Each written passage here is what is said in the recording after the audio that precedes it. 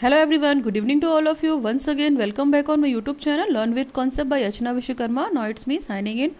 Hope you all are good. Now as you know that हमारा course 4 का series चल रहा था और कोर्स 4 में भी हम राइटिंग स्किल करने की कोशिश कर रहे थे, जो कि हमारा क्या है, 4th लैंग्वेज स्किल, भाषा की चौथी स्किल है, जिसके बिना हमारा लैंग्वेज स्किल इनकम्प्लीट है. इससे प्रीवियस वाले वीडियोस में आपने लिसनिंग स्किल पढ़ रखा है, स्पीकिंग पढ़ रखा है, रीडिंग पढ़ रखा है और अभी हम राइटिंग स्किल पे कंटिन्यूएशन कर रहे हैं. राइटिंग स्किल से भी रिलेटेड 2-3 वीडियो हो चुके हैं, उनको आप देख लीजिएगा. Definitely it will go help for you. Now आज का जो टॉपिक है वो बहुत इंपॉर्टेंट टॉपिक है, राइटिंग स्किल से ही रिलेटेड है. Characteristics of good hand writing. अच्छे लेखन की क्या विशेषताएं हैं या क्या फीचर्स हैं, हम अपनी राइटिंग को कैसे अट्रैक्टिव बना सकते हैं. देखिए, आपको अच्छे से पता है कि कोई भी चीज़ अट्रैक्टिव होती है, सुंदर होती है, तो हम उसकी तरफ क्या होते हैं, ज़्यादा आकर्षित होते हैं. तो ठीक वही चीज़ जैसे हमारी पर्सनालिटी के साथ लागू होती है, फिजिकल अपीयरेंस के साथ लागू होती है, वही चीज़ हमारी राइटिंग स्किल के साथ भी लागू होती है. कि कोई भी कॉपी अच्छी राइटिंग में लिखी है, कोई भी आंसर अच्छी राइटिंग में लिखा है, तो उसको डेफिनेटली अच्छे मार्क्स मिलते हैं. क्यों? क्योंकि टीचर को उस कॉपी को पढ़ने में या टेक्स्ट को पढ़ने में प्रॉब्लम नहीं होती है, बहुत खुशी होती है. अगर लेटर्स प्रॉपर बने होते हैं और कंटेंट अच्छा लिखा होता है और राइटिंग भी अच्छी है, तो definitely they will get the good marks. तो जो अच्छे टॉपर होते हैं, जो अच्छे गुड मार्कर होते हैं, जो होल्डर होते हैं, उनको शायद कहीं ना कहीं राइटिंग की वजह से भी बहुत अच्छे मार्क्स मिलते हैं.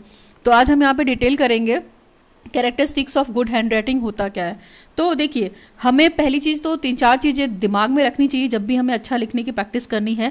बच्चों को हमेशा इनकरेज करना चाहिए कि वो प्रॉपर तरीके से टेबल और चेयर के साथ बैठें जब भी उन्हें लिखना हो. इसके अलावा जो पोजीशन है पेपर का, वो कैसे उनको रखना है ताकि उनकी राइटिंग प्रॉपर वे में अरेंज होकर लिख पाए. इट मीन्स पेपर की ज़रूरत पड़ेगी आपको, आप प्रॉपर तरीके से आपको बैठना आना चाहिए. इसके अलावा पेंसिल की ग्रिप बहुत मैटर करती है कि आप पेंसिल या पेन की ग्रिप को कैसे होल्ड करते हो ताकि आपकी राइटिंग और बेटर आए. क्यों? क्योंकि बच्चा जितनी तरीके से पेंसिल की ग्रिप को अच्छे से होल्ड करता है, उसकी राइटिंग उसी पे डिपेंड करती है कि उसको प्रॉपर वे से पेन या पेंसिल होल्ड करना आना चाहिए. ठीक है, बच्चों को आप हमेशा, स्टूडेंट को हमेशा इंकरेज कीजिए और उनको बिल्कुल कंफर्टेबल जोन दीजिए, रिलैक्सिंग जोन दीजिए, ताकि वो राइटिंग के लिए क्या हो, एक्साइटेड होकर राइटिंग अच्छे से लिख सकें. आपको ऐसा एनवायरनमेंट प्रोवाइड करना है उनको. फिर बच्चों के अंदर आपको एबिलिटी डेवलप करनी है, ठीक है, कि डॉट्स को और लेटर्स को ज्वाइन करके हम कैसे और स्पेसिफिक तरीके से चीज़ों को लिख सकते हैं. बच्चों को एक काम कर सकते हैं, लाइनिंग सिखा सकते हैं आप, जैसे sleeping line, standing line, slanting line, बहुत सारी लाइंस हैं. इनको कैसे कनेक्ट करते हैं, डॉट को कैसे कनेक्ट करते हैं, हम क्लॉकवाइज कैसे लिख सकते हैं, एंटी क्लॉकवाइज कैसे लिख सकते हैं.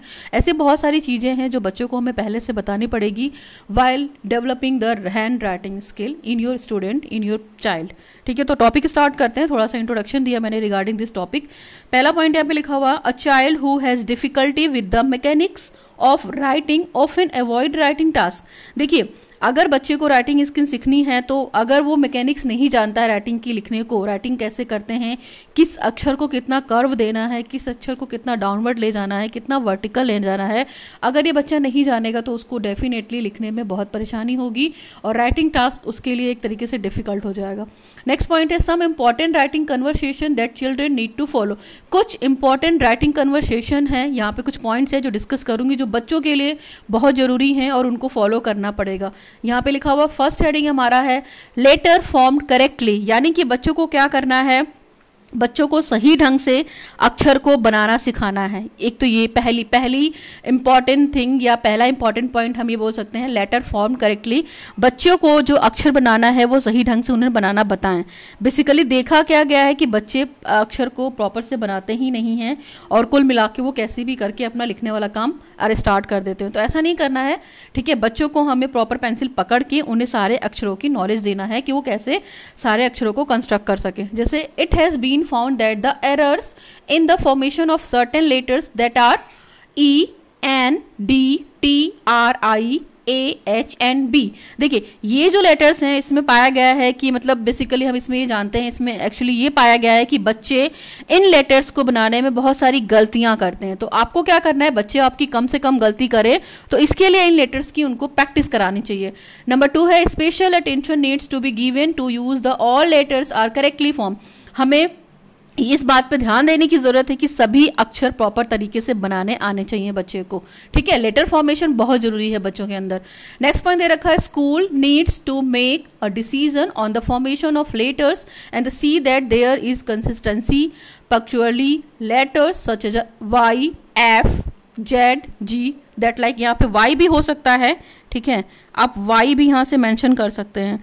तो देखिए इसमें क्या है कि स्कूल को पर्टिकुलर इस पे वो काम करना चाहिए, स्कूल को पर्टिकुलर डिसीजन लेने की ज़रूरत है और इसमें कंटिन्यूटी बनी है कि नहीं बनी है, ठीक है। तो ये सारी चीज़ें स्कूल कर सकता है, इसके रिगार्डिंग एक वो निर्णय ले सकता है, एक वो डिसीजन ले सकता है कि क्या करे, जो लेटर की कंसिस्टेंसी है, जो पर्टिकुलर लेटर कैसे बनाए जाते हैं, इसके बारे में बच्चे को बताए। नेक्स्ट है, it is important that all teacher from, जैसे आपको पता होगा कि ये एफ है, जेड है, एक्स है, जी है, वाई, ये सब जो है वो बॉटम लाइन से स्टार्ट होता है ना।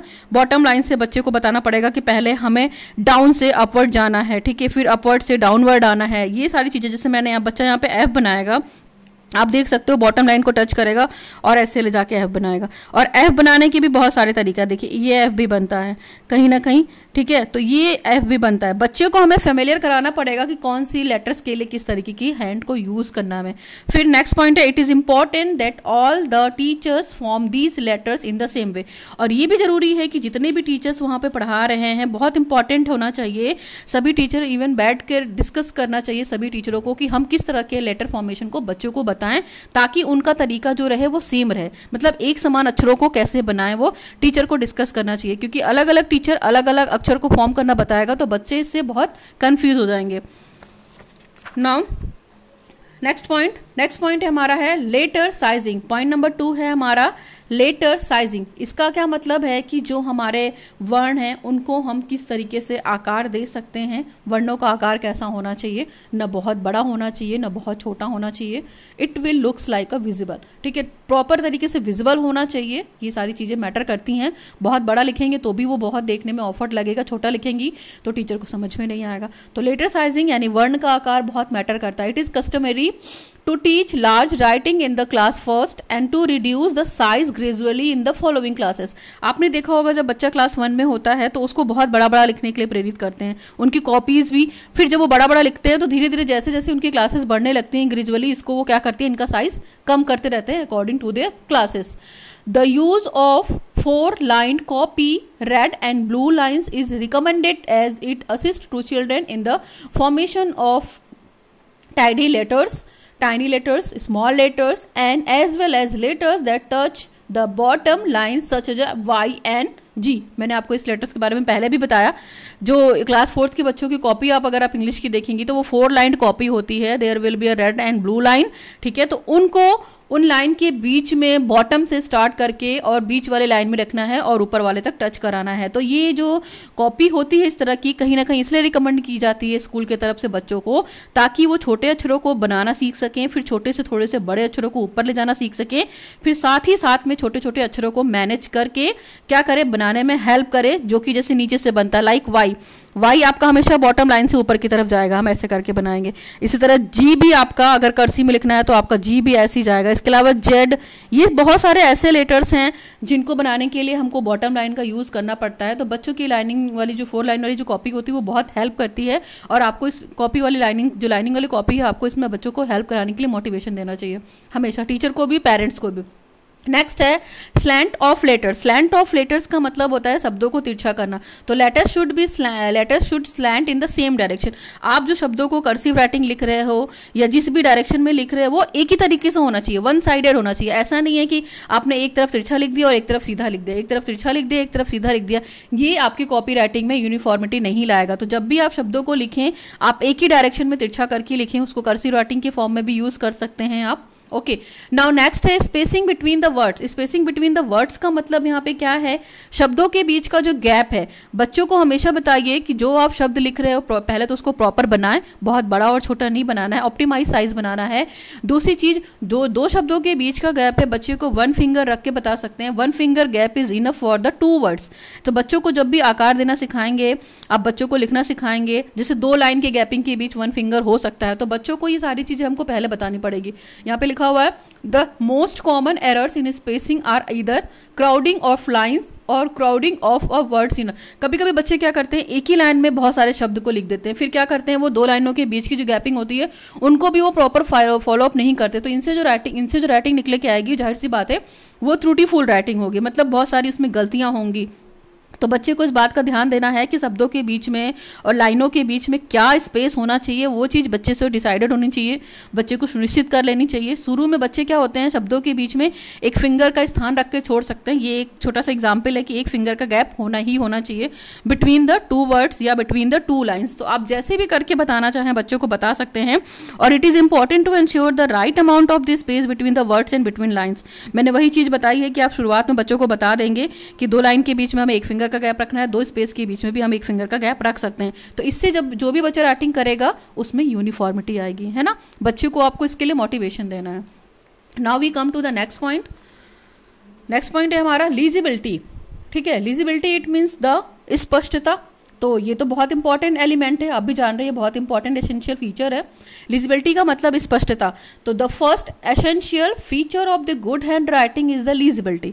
सबसे एसेंशियल फीचर देखा जाए तो राइटिंग की क्या है, स्पष्टता है। अगर बच्चा स्पष्ट नहीं लिखेगा, हैंड राइटिंग उसकी स्पष्ट नहीं होगा, तो क्या होगा, हमें अक्षर को पहचानने में बहुत दिक्कत होगी और वो बच्चा भी नहीं पढ़ पाएगा और जो टीचर उसकी कॉपी चेक करेगा उसको भी नहीं पढ़ पाएगा। तो बेसिकली ये this depends upon the formation of individual letters, although words can often be recognised even if some individual letter are not perfect. देखो कभी कभी क्या होता है कि हर व्यक्ति या हर बच्चा अलग अलग अक्षर को लिखता है, सबका अलग अलग अक्षर बनाने का फॉर्मेशन होता है, तो जो शब्दों को और अक्षर को पहचाना जा सके। लेकिन हालांकि हमको ये पता चल जाता है कि उस वर्ड्स में गलती हैं, चाहे वो गलती आपको दिखाई दे या ना दे, या व्यक्तिगत तौर पे वो अक्षर सही होना, क्योंकि कुछ लोगों के हिसाब से उनका जो ओपिनियन होता है उनके अकॉर्डिंग वो अक्षर सही होता है, दूसरे का जो ओपिनियन होता है वो उनके अकॉर्डिंग सही होता है। लेकिन हम जो गलत तरीके से अक्षर बनाएंगे तो वो हमें पता तो चल ही जाएगा ना कि हमने ये चीज़ गलत बनाई है। ठीक है, तो ये सारी चीज़ें हमें पहले से आसानी से ठीक कर सकते हैं इनको। जब भी हम गलत लिखेंगे लीजिबिलिटी में या हम स्पष्ट नहीं लिखेंगे तो हम उसको प्रॉपर वे में पढ़ भी नहीं पाएंगे। तो it however wrongly form the letters are detected people before they have become the habits. तो बेटर है कि आपकी अगर हैबिट में है कि आप स्पष्ट नहीं लिखते हैं तो उसको आसानी से आप ठीक कर सकते हैं। कैसे? प्रैक्टिस के थ्रू। आप प्रॉपर गैपिंग दीजिए, प्रॉपर हैंड राइटिंग बनाइए, अपनी राइटिंग की प्रैक्टिस कीजिए, अक्षरों को अलग अलग लिखिए। सब अक्षर, जितने भी अक्षर होते हैं, जितने भी वर्ड्स होते हैं, सबका अलग अलग शेप होता है, सबका अलग अलग कर्व होता है। तो इसलिए आप उनकी प्रैक्टिस कीजिए। और बच्चों को हमेशा, पेरेंट्स को इंकरेज करना चाहिए। बीइंग अ टीचर आप बच्चों को हमेशा इंकरेज कीजिए लिखने के लिए। नेक्स्ट है maintenance of distinct shape of the letters. जो अक्षर होते हैं उनके बनाने का अलग अलग तरीका होता है, तो इसको भी बच्चे को मेंटेन करना है। ऐसा नहीं है कि उसने एक लाइन में बहुत छोटा छोटा लिख दिया है, दूसरी लाइन में बहुत बड़ा बड़ा लिख दिया। इससे यूनिफॉर्मिटी नहीं आएगी, उसके पेजेस में जो भी वो लिखेगा लाइन में यूनिफॉर्मिटी नहीं आएगी और देखने में भी अच्छा नहीं लगेगा। तो इसकी बच्चों को प्रैक्टिस करानी है। फिर management with the size and the alignment of the letters. बच्चे को बहुत बड़ा लिखना नहीं सिखाना है, बच्चे को बहुत छोटा लिखना नहीं सिखाना है। बच्चे को बिल्कुल अलाइन वे से, यानी कि अगर वो कर्सिव लिखता है तो उसको कर्सिव लिखना सिखाइए, वो स्ट्रेट लिखता है तो उसको स्ट्रेट लिखना सिखाइए। हालांकि छोटे क्लासेस में आपने देखा होगा बच्चों को बचपन से ही कर्सिव राइटिंग की प्रैक्टिस कराई जाती है। इवन राइटिंग शीट्स आती हैं बच्चों की प्रैक्टिस कराने के लिए, तो बच्चे उसको फिलअप करते करते प्रैक्टिस में कर लेते हैं। नेक्स्ट है preservation of uniform shaping between the letters, words and the line. वही चीज़ है कि जो अक्षर के आकार हैं उनके बीच का कोऑर्डिनेशन बहुत जरूरी है, स्पेस के बीच का कोऑर्डिनेशन बहुत जरूरी है, और जो दो शब्द लिखेंगे उसके बीच का कोऑर्डिनेशन बहुत जरूरी है। इसके अलावा जो हम लाइन्स लिखते हैं, पैराग्राफ लिखते हैं, उनके बीच का कोऑर्डिनेशन भी आपको मेंटेन करना पड़ेगा while doing the writing. Correct use of punctuation mark. फिर जो आपके विराम चिन्ह है, जो आपके पंक्चुएशन मार्क है किसी भी तरीके के, चाहे फुल स्टॉप हो, फिर इसके अलावा सेमी कॉलम हो, कॉलन हो, बहुत सारे ऐसे पंक्चुएशन मार्क हैं, विराम, अर्धविराम, इन चिन्हों का उपयोग करना बच्चे को प्रॉपर सिखाया जाना चाहिए। ये तो था लीजिबिलिटी। नेक्स्ट पॉइंट है हमारा spacing of letter with a word. Spacing of letter with a word का मतलब यहाँ पे ये है कि एक शब्द के जो अक्षर बना रहे हैं बच्चे, ठीक है, उनके साथ वो कैसे अंतर रखेंगे, मतलब एक शब्द के साथ जो अक्षर लिख रहे हैं कितना डिफरेंस रखेंगे, कितना स्पेस रखेंगे, ये मैटर करेगा बच्चों को। बल्कि हमेशा इस चीज़ के लिए इनकरेज करना चाहिए, बिल्कुल नीड है कि हम हर बच्चे को इनकरेज करें कि जो वो अक्षर बना रहा, जो वो शब्द बना रहा, वो प्रॉपर वे से बना रहा है कि नहीं, उस निश्चित स्थान पे बना रहा है कि नहीं बना रहा है। तो इस चीज़ का ध्यान रखेंगे। Children need to appreciate the fact that each letter needs to occupy a certain space within a word. देखो हर बच्चे को ये पता होना चाहिए, और इस बच्चे यहाँ पे बच्चे को काफ़ी नीड की इंकरेजमेंट की आवश्यकता है, सराहना की आवश्यकता है कि हर अक्षर को जो बच्चा बना रहा है, हर शब्द को जो बना रहा है, वो एक सर्टेन प्लेस पे बनाए और फिर उनके बीच में एक सर्टेन स्पेस भी छोड़े, ताकि क्या हो, हम वो पढ़ सकें, so that the word is readable unit. अगर आप एक ही में मिक्सअप करके लिख दोगे, ओवर राइटिंग लिख दोगे, ओवर क्राउडिंग कर दोगे, तो हमारे लिए वो रीडेबल नहीं है, वो अनरीडेबल हो जाएगा। तो हमें जो राइटिंग सिखानी है बच्चों को, वो कोशिश करके ये सिखानी है कि चीजें रीडेबल हो, पढ़ने योग्य हैं, है ना। वर्ड इज रीडेबल यूनिट, एक तरीके से पढ़ने आना चाहिए। नेक्स्ट है sometimes childrens crowd in a few letters and give too much space to other. कभी कभी बच्चे क्या करते हैं, एक शब्द यहाँ लिख देंगे, दूसरा शब्द यहाँ उठा के लिख देंगे, वो स्पेस नहीं देखते हैं कि हमने यहाँ पे कितना स्पेस लिख दिया, फिर उसके बगल में लिख देंगे, इस तरह की चीज़ों को करते हैं वो। तो ऐसा करने से बच्चों को रोकना है, हमें उनको बताना है कि बहुत क्राउडेड नहीं लिखना है, ओवर राइटिंग नहीं लिखना है, और बहुत स्पेस देकर भी नहीं लिखना है। प्रॉपर 1 फिंगर का स्पेस इनफ है किसी भी राइटिंग को कंप्लीट करने के लिए। नेक्स्ट पॉइंट है, this is also connected to the fact that there should be uniform in the size of letter. यानी कि कुल मिलाकर जब बच्चे क्या करेंगे, मतलब क्राउडिंग नहीं करेंगे, ओवर क्राउडिंग नहीं करेंगे, वो प्रॉपर वे से स्पेस से लिखेंगे, तो उनकी राइटिंग नीट एंड क्लीन हो जाएगी। कहीं ना कहीं ये कंटेंट जो होता है, वो वर्ड्स की जो शेप है वो एक समान होना चाहिए, यूनिफॉर्मिटी होनी चाहिए उनके लेटर में, जो भी वे लिख रहे हैं। अगर वो एक पेज की राइटिंग या सुलेख या डिक्टेशन लिख रहे हैं, तो उनके राइटिंग का जो फॉर्मेट है, जो अक्षरों का साइज है, वो सेम होना चाहिए सारे अक्षरों के लिए, ताकि कॉपी आपकी सिस्टमेटिक वे से यूनिफॉर्म लगे। नेक्स्ट है अलाइनमेंट। अलाइनमेंट का मतलब है संरेखण, या जो भी हम तिरछा लिखते हैं या पंक्ति में लिखते हैं या लाइन में लिखते हैं, उसको बोलते हैं। Children needed to aware of the writing along lines और बिटवीन। यानी कि बच्चों को हमें लाइन में लिखना सिखाना चाहिए, बच्चों को लिखने के समय हमें ये बताना चाहिए कि ये लाइन की इंपॉर्टेंस क्या है, किस अक्षर को डाउनवर्ड ले जाना है, किस अक्षर को अपवर्ड ले जाना है। ये सारी चीजें बच्चों को सिखानी चाहिए। एक लाइन छोड़कर लिखना सिखाना चाहिए, स्पेस देना सिखाना चाहिए, और 2 लाइनों के बीच में हम कितने वर्ड्स लिख सकते हैं, एक लाइन में हम कितने वर्ड्स लिख सकते हैं, बच्चों को ये सारी चीजें अच्छे से उनको फेमिलियर कराना चाहिए, उनको अवेयर कराना चाहिए कि जो लाइनिंग के बीच की इंपॉर्टेंस है उसको वो ग्रैब करें, ताकि गलतियां ना हो। They also need to be able to appreciate the slant of each in relation to the page. हर पेज के अकॉर्डिंग, देखो बच्चा, कॉपी तो थोड़ी सी स्लैंट होती है, तिरछी होती है, जब भी बच्चा जिस वे में लिखना चाहता है, लेकिन वो प्रॉपर सेटअप से लिखेगा, लाइक प्रॉपर टेबल चेयर पे लिखेगा, और कॉपी को थोड़ा सा ऐसे घुमा लेगा। जैसे मेरे को लिखना है तो मैं कॉपी अपनी थोड़ी सी तिरछी करूंगी, तो ऐसे करके जो भी वो लेटर्स बना रहा है, जो भी अलाइनमेंट दे रहा है, वो उसी वे से करे। लाइक जैसे लिखना है बच्चे को लिखना है APPLEFL, तो कॉपी थोड़ी सी तिरछी करनी पड़ेगी, ठीक है। इस तरीके की चीज़ों को बच्चों को प्रैक्टिस कराइए। HAPPY हैप्पी, तो जिस भी वे में वो जिस भी स्लैंटिंग में यूज़ कर रहा है, उसको वो उसी डायरेक्शन में रखनी है, बार बार उसको चेंज नहीं करनी है कॉपी की डायरेक्शन, ताकि वो उसकी राइटिंग के लिए उसको ठीक ना लगे और एक अक्षर सीधा हो जाए और एक अक्षर स्लैंटिंग फॉर्म में लिखा हुआ है। तो अलाइनमेंट का बच्चे को ध्यान रखना पड़ेगा कि वो किस तरीके से अपने पेज के रेफरेंस के अकॉर्डिंग, पेज के कोरिलेशन के अकॉर्डिंग उनका जो अलाइनमेंट होगा, यानी कि जो झुकाव होगा, वो 1 साइडेड होना चाहिए। इसी चीज़ के बारे में बच्चों को बताना चाहिए। नाउ नेक्स्ट पॉइंट है नीटनेस। नीटनेस का मतलब है यहाँ पे स्वच्छता। भाई स्वच्छ रखनी पड़ेगी कॉपी को, अगर दवाई स्वच्छ नहीं रखेंगे, गंदी सी कॉपी रहेगी, तो टीचर भी क्या करेगा, आपको गंदे नंबर देके चला जाएगा। नेक्स्ट पॉइंट है writing in straight line, not being ascendants not descendants. यानी कि जो राइटिंग आप लिख रहे हैं वो स्ट्रेट लाइन में लिखिए, ना तो आगे की तरफ लिखिए, ना तो डिसेंडिंग ऑर्डर में लिखिए, ना तो असेंडिंग ऑर्डर में लिखिए। इस चीज़ का ध्यान रखिए। ना तो राइटिंग बहुत चढ़ती हुई होनी चाहिए, ना ही तो राइटिंग बहुत उतरती हुई होनी चाहिए। राइटिंग आपको स्ट्रेट लाइन में लिखनी है, ताकि वो देखने में अच्छा लगे। लाइनिंग वाली कॉपी में तो ये इशू नहीं होता है, बट ब्लैंक पेजेस जो होते हैं, A4 साइज की जो ब्लैंक पेजेस होते हैं, उसमें सीधा लिखना थोड़ा दिक्कत होता है। तो उसके लिए बच्चे को आप थोड़ी सी गाइडलाइन दे सकते हैं, लाइक पेंसिल से वो लाइन खींचकर प्रॉपर वे में लिख सकता है। उसकी हल्की पेंसिल से लाइन ड्रॉ कर दीजिए उस पेजेस पे, और वो धीरे धीरे करके लिख लेगा। इसके बाद वो लाइनिंग को ड्रॉ भी कर सकता है, मतलब इरेज भी कर सकता है जब उसका कंटेंट पूरा हो जाए। तो हमें स्ट्रेट लाइन में लिखना बच्चों को सिखाना है, ठीक है। Avoiding over writing, over writing बिल्कुल नहीं करानी है बच्चे को, एक के ऊपर शब्द नहीं लिखने हैं, इन सब चीज़ों का ध्यान रखना है। नेक्स्ट है यूटिलाइजिंग द स्पेस एडॉप्टिवली, है ना। बच्चे को स्पेस के बारे में बताइए कि स्पेस की क्या उपयोगिता है, उसी हिसाब से वो पूरे पेज को भरे।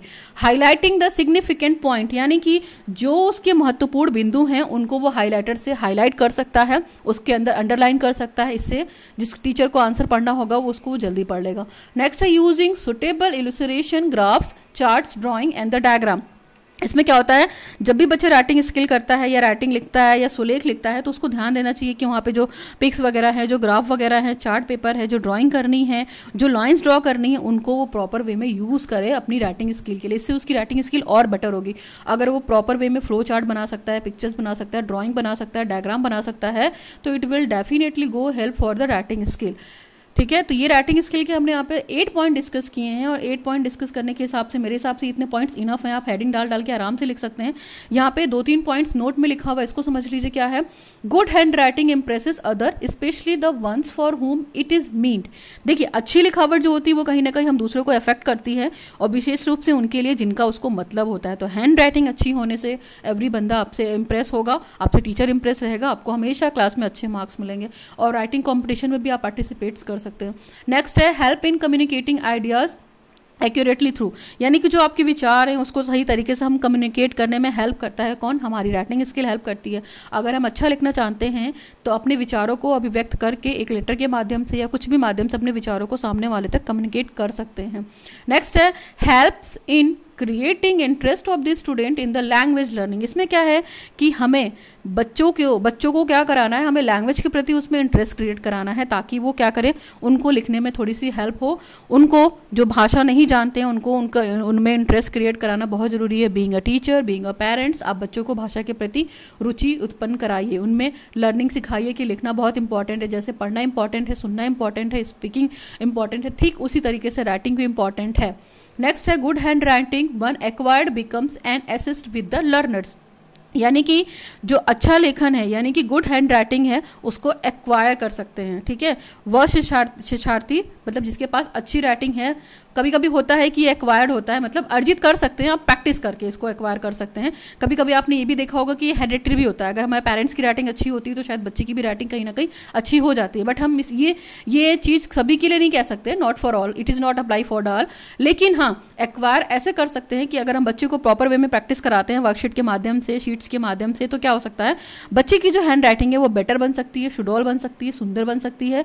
बच्चा हर राइटिंग को क्या करेगा, बच्चा प्रॉपर वे में लिखना जान जाएगा। इसके अलावा मैं अगर थोड़ी सी और बात करना चाहूँगी हैंड राइटिंग के रिगार्डिंग ही, तो कहीं ना कहीं हमारे जो गांधी जी थे, महात्मा गांधी का भी यही कहना था कि हैंड राइटिंग की इंपॉर्टेंस उतनी है जितनी एक हम स्पीच में देते हैं या इस तरह की चीज़ों को। उनके हिसाब से हैंड राइटिंग बहुत इंपॉर्टेंट है। इंपॉर्टेंट इन द सेंस कि देखिए, इंपॉर्टेंट इन द सेंस कि सिर्फ इतनी सी चीज़ है कि वो हैंड राइटिंग या सुलेख को इंपॉर्टेंट इसलिए मानते हैं कि बच्चा लिखेगा तो जब बच्चा प्रैक्टिस करेगा सुलेख के माध्यम से या चीज़ों को करेगा तो टीचर उसको ये चीज़ बताएगा कि कितना इंपॉर्टेंस है।